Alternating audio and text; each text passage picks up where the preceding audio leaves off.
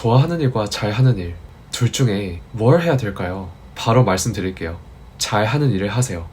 그리고 좋아하는 일은 나중에 사이드로 하세요. 이렇게 말씀드리는 이유는 혹시나 잘하지 못하는 일인데 좋아한다고 해서 시작을 했다가 이 길이 아니다라고 깨닫기까지 시간이 굉장히 오래 걸리기 때문이에요. 좋아하니까 계속 노력하다 보면 잘 하겠지 라고 스스로 희망 고문을 하다가 결국엔 버티지 못하고 다른 길을 찾아보려고 주변을 둘러보면 자신도 눈치채지 못한 사이에 스쳐갔던 수많은 시간과 기회들이 그제야 눈에 보이기 시작할 거예요. 그때가 되면 이미 시기적으로 큰 타격을 받은 상태예요. 이건 명제 자체가 이미 잘못되었어요. 좋아하는 일로 성공한 사람들은 그 일을 좋아했기 때문에 성공한 게 아니에요. 좋아하는 일을 잘 했기 때문에 가능했던 거죠. 그 사람들은 좋아하는 일과 잘하는 일 중에서 무엇을 해야 할지 고민을 했을까요?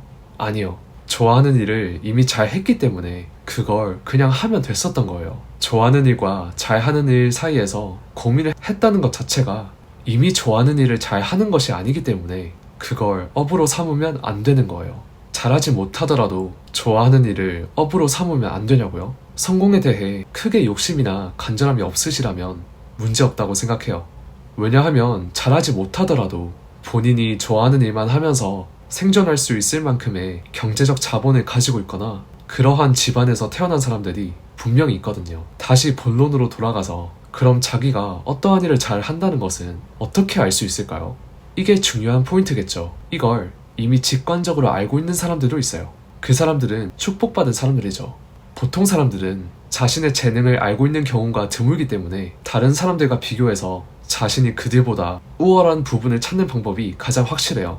가장 대표적인 예가 학창시절에 공부를 했던 경험이죠. 학교 안에서만큼은 누구나 똑같이 동일한 과목을 공부하고 동일한 기준으로 평가받으며 친절하게 순위까지 모두 책정해서 공개해줘요. 그때가 자신이 남들보다 잘하는 부분을 처음으로 투명하게 알게 되는 순간이죠.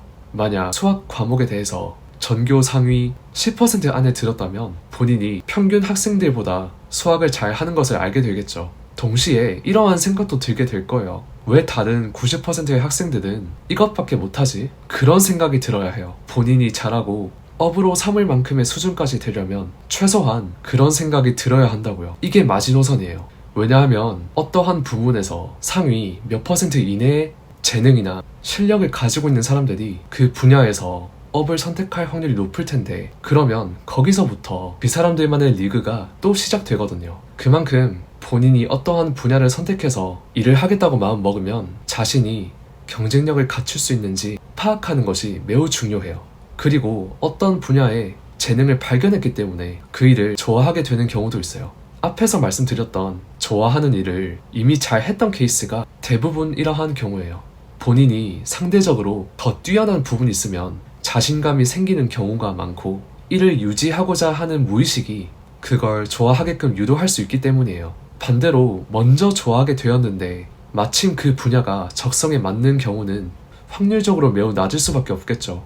이때까지 좋아하는 일과 잘하는 일 중에서 왜 잘하는 일을 선택해야 하는지에 대해서 말씀을 드렸는데 본인의 인생이만큼 책임의식을 가지고 충분히 고민을 잘 하셔서 인생의 방향을 잘 정하시길 바랄게요.